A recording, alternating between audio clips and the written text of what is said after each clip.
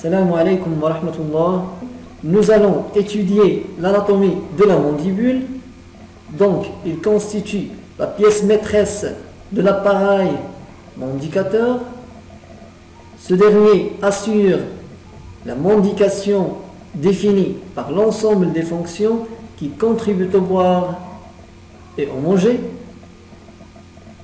Il faut savoir que la mandibule s'articule avec la base du crâne par l'intermédiaire des articulations temporomandibulaires qui exécutent sous le contrôle des muscles masticateurs les mouvements complexes de la mastication.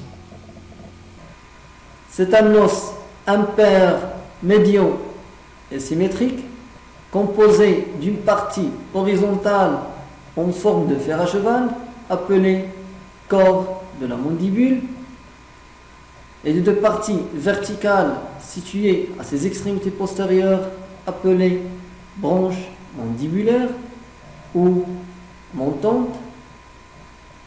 La partie antérieure du corps présente la proéminence mentonnière ou menton qui caractérise la mandibule humaine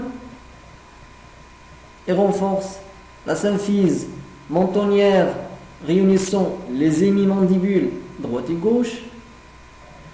Il faut savoir que chez l'homme, l'articulation symphysaire s'ankylose très tôt à l'âge d'un an, rigidifiant ainsi le corps mandibulaire.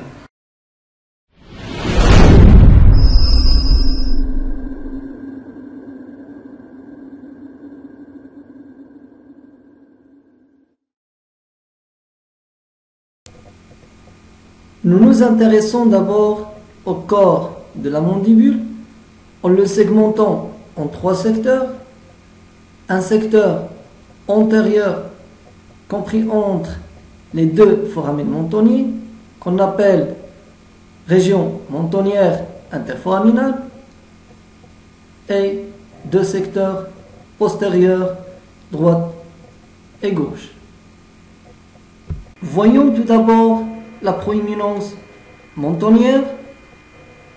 Cette saillie caractéristique de l'espèce humaine présente une surface lisse bordée latéralement par deux zones concaves dénommées dépressions orales mandibulaires antérieures.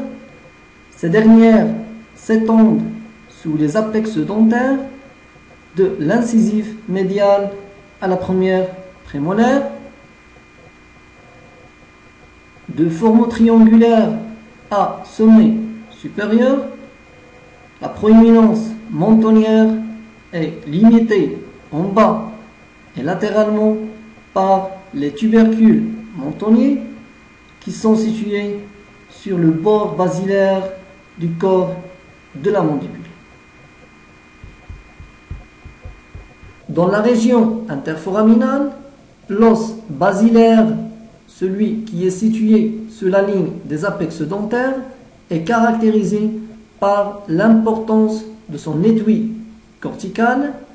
Ce dernier, dense et lisse, est formé essentiellement d'os compacts.